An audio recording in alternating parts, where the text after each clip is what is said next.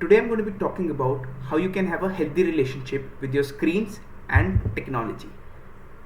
I'm going to be giving you one important and simple formula which would help you have a more intentional, powerful, and purposeful relationship with your technology. But before we start, I know all of you must be thinking that why should you be listening to me? So, reason number one, I'm 24 years old. I'm a 24-year-old youth and I'm almost in the same age group as each and every one of you listening here. But what's different about me is that I am a youth who's been on both sides of the table. I've been completely addicted to technology, left it completely, and now I have a healthy relationship with it. This is what I'm here to advocate for, and I'll be able to give you a very holistic view. Reason number two, I have very strong credibility in the area of digital wellness. I've spoken it across more than 100 plus local and global platforms, including platforms like TEDx and Character Day. So I have very strong credibility to talk about digital wellness. So let's get into it now. Let's first try to understand the problems that we face when it comes to unhealthy relationship with screens or technology. First, I'll talk about a lot of situations which must be familiar with a lot of us listening out here. So let's visualize these situations. Situation number one, you go to your Facebook, you go to your Instagram, and you scroll endlessly through your social media feed. And consequently, as they say, you're doom scrolling through your social media. And consequently, you feel that people are doing much better than you. They've got their dream job, they've got their dream vacation. And you feel a sense of low self-esteem because you're not doing as good as them. Situation number two, and again, visualize. All of you are feeling bored, probably some of you are feeling bored, and you pick up your screens, you scroll endlessly through it, you spend a lot of time on it, and you don't realize how time flies by. Or for example, you pick up any online game or any gaming console, and you spend lots of time, and you don't realize how the day goes by. Situation number three, think about this. You go to the bathroom and you sit, and you feel bored, you don't know what to do, you have a lot of time to pass away. So probably you go to your social media, you probably text someone, or probably even do an audio call to someone. So I'm sure that a lot of you listening can empathize with these situations. Situation number four, you get up first thing in the morning and you immediately go to your phone because you want to see that probably that you missed out on some notification or something. Or just before sleeping, you binge watch Netflix, or you call someone up, or you text someone, or you're scrolling through your social media. So I'm sure that a lot of you listening can empathize with these situations. And to talk about a couple of situations which are pertaining to the pandemic times right now, and I'm sure that a lot of you listening would be going through online classes. So you're attending an online class and you feel extremely bored. You pick up your phone and you try to pass away the time. Probably some of you are feeling bored during this session itself or during this TEDx talk, and you pick up your phone and you try to pass away the time.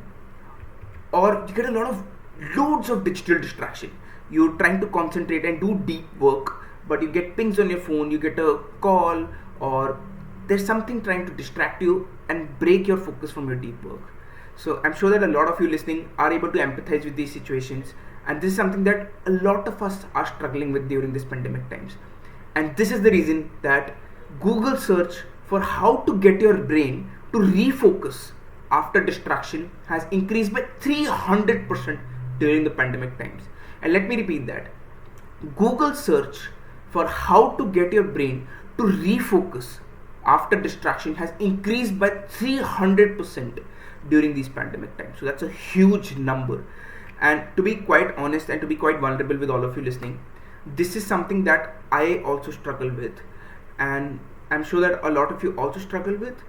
But I want to tell you that you're not alone. In my experience of conducting more than 100 plus workshops across different local and global platforms across the pandemic or during the pandemic, I've observed that more than 95% of youth actually struggle with these situations which I talked about.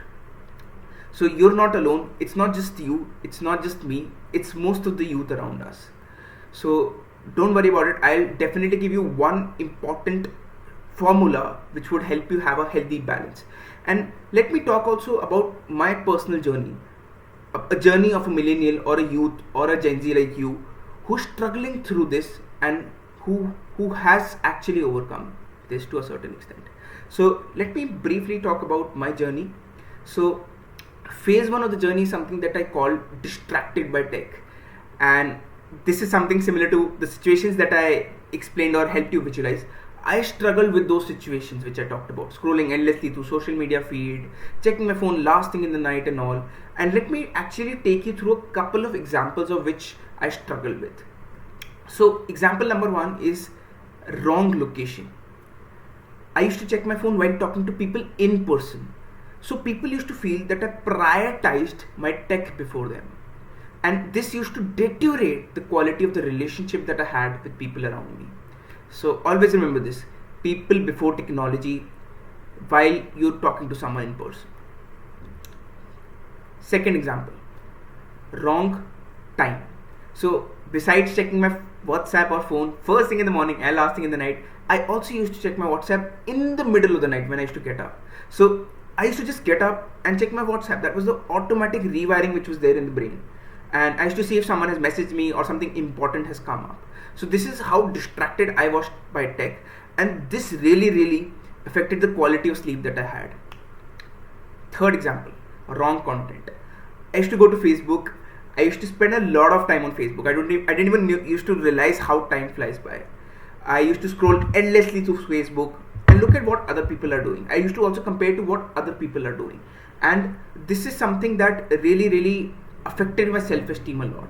I wasn't really consuming content that was helping me grow, and besides this, I was just a passive consumer of content. I was just endlessly scrolling, look at content, but not putting out something out there.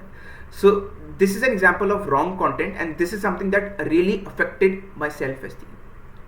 So just imagine this: doing this day in and day out really affected various aspects of my life, from my self-esteem to my relationships to the quality of sleep that I had. And this had a negative compound interest in my life. This really deteriorated the quality of life that I was living, because since we are on screens most of the time, and I wasn't consuming it the right way. And I'm sure that a lot of you listening can also empathize with these situations, and just imagine how doing this day in and day out might have a compound negative impact in your life as well. So just take a moment to think about that aspect. But I know a lot of you must be thinking, okay, we empathize with these struggles, we are struggling with this, but how do we get out of this? So this is where I want to propose one simple healthy formula which would give you the power to have a healthy relationship with your tech. And the formula is healthy LTC. Healthy LTC. Healthy location, time, content. So idea is, take a deep breath before actually picking up your technology and give intention to your intention. Take a deep breath, give intention to your attention by asking yourself a very simple question. Is it the right location right now? Is it the right content? And is it the right time? So be very intentional about the attention that you give to your technology. That is the essence I want to give. And you follow this by practicing healthy LTC.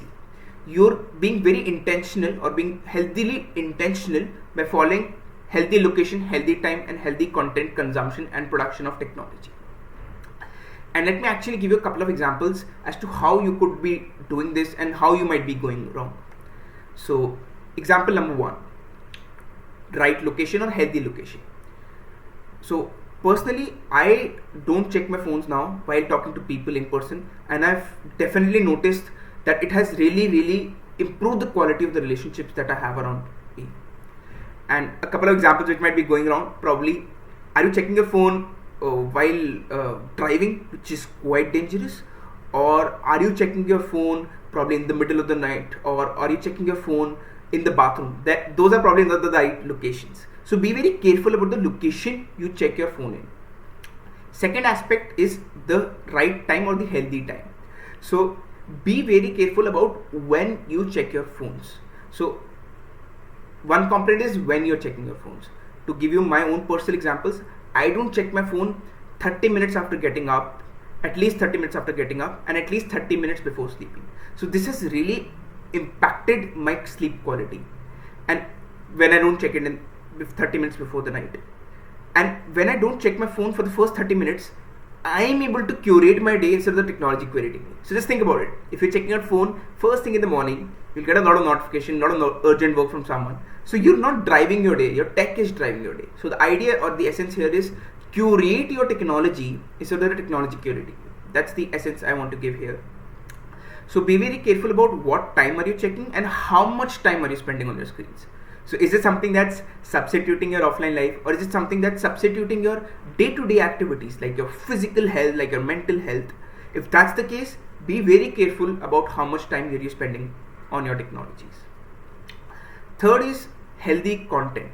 So to give you my personal example, I am now consuming a lot of content, a lot of spirituality, a lot of self-help content, which is helping me grow as an individual. So this is something that's really contributed to my growth. And what I would encourage you to think about is, whatever you're consuming online, is it something that's contributing to your growth or not? So think from that lens, and I think that would definitely help you. So be a healthy consumer of content. Moreover, I would also encourage that post out content out there. Post something that makes an impact on the communities out there, because that is something that will be really helpful. So if one post online can reach out to thousands of people, and you can't even imagine meeting those 1,000 people in person. So that's the power that tech has. So put out content that is impacting communities. So be a healthy producer as well as a healthy consumer of content. So a lot of people give the analogy of food with tech. So the kind of food that you consume, right kind of vitamins, proteins, carbohydrates, shapes you as a person. So if you're consuming the right type of vitamins, carbohydrate, proteins, you're a healthy citizen. Similarly, if you're consuming the right kind of tech at the right location, at the right time, at the right content, this is something that will shape you up digitally as well as in person. So this is something that will shape your identity. And to be completely honest and vulnerable here, this is something that I also struggle with. I check my office email multiple times. I have my tech with lunch. I'm human like all of you. But what I do is I unlearn, learn and relearn. I learn from my mistakes and I try to unlearn and relearn, which is what I would encourage for. So a question to all of you listening. So we have that intentional relationship now, but how many of you have checked your phones or laptops besides this talk right now? How many of you probably were multitasking or checked a notification or did something else other than this talk on your tech? So I'm sure that a lot of you listening would say yes to that question. So what I would say is that intentional? Is that the right location? Is that the right content? So be very intentional about your tech usage. Take a deep breath, ask your intention, bring intention to your attention, and follow healthy LTC, which is something that I would want to advocate for. So let's come to the action points now. What is one micro step, one mini step that you want to take in order to practice LTC or follow LTC? So just think about what step you want to take. In terms of location, it could be as simple as keeping your phone slightly away while talking to someone in person. In terms of content, it could be as small as posting something which makes an impact on the community, or posting something which you're passionate about. Or it could be as simple as unfollowing one thing which you don't like or which brings down your self-esteem. Or it could be following something which really boosts you up or contributes to your self-growth. In terms of time, it could be as simple as not checking your phone 15 minutes before sleeping. So I would actually encourage each and every one of you to take a piece of paper and write down one micro or one mini step that you want to take in order to practice or follow LTC, because this is something that would transform your life. So do pause the video and write down that step and actually practice it today. So ultimately what I would say, it's your choice. I have given you the simple and healthy tool set of LTC. It's your choice to actually practice it or not practice it.